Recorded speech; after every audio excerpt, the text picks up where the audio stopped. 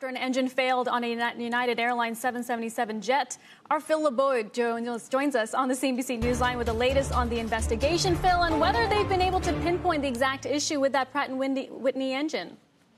They have not pinpointed an exact cause for two fan blades that have fractured, Seema.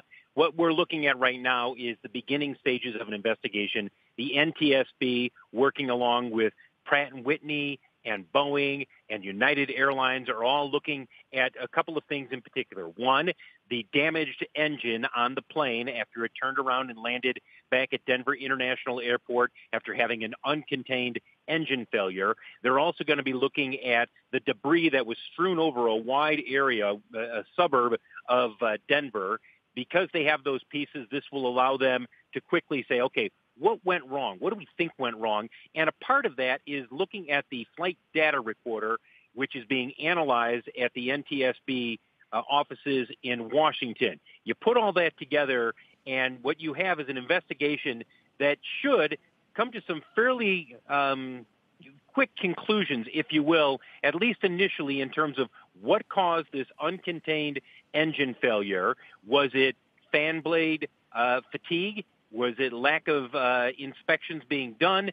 They'll be able to zero in on this relatively quickly. The reference that I would make everybody to follow is what happened with Southwest Airlines when it had an uncontained engine failure a few years back. Right. It didn't take long for the investigators to quickly zero in on exactly what was the problem, and that's where we are right now with this incident that happened on Saturday in Denver. And Phil, aviation analyst this morning saying grounding a few planes, not a big deal, but it is unwelcome publicity for Boeing, which just got down working with the 737 MAX, trying to get that back to the air, finally after an 18-month ban, getting the approval of the FAA. I'm wondering how this situation, how big of a black eye it is for Boeing.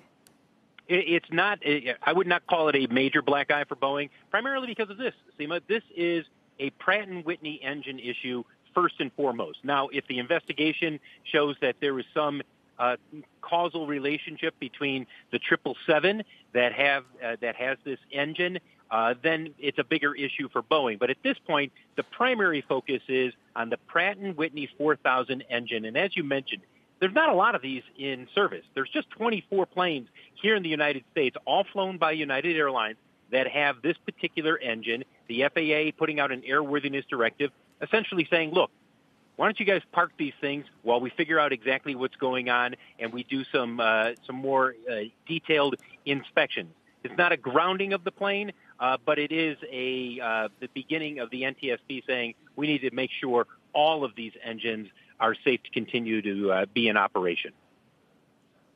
Yeah, Phil, I was going to say, given the limited population of this particular configuration, is a lot more easy for investigators and the public, I guess, to process versus if it were more of a systemic population-wide story in domestic aviation, at least. Correct. It's a limited number of planes, just 24, all flown by United Airlines. And remember, the 777 is a long-haul aircraft. And where do you fly these on? International routes. Or, an example, on Saturday, you're going from Denver to Honolulu. There are not a lot of these planes that are in service right now, mainly because the international traffic is down because of COVID-19. So if there is a time when you want to pull planes out and not see a big impact, this is that time for United Airlines. Shepard Smith here. Thanks for watching CNBC on YouTube.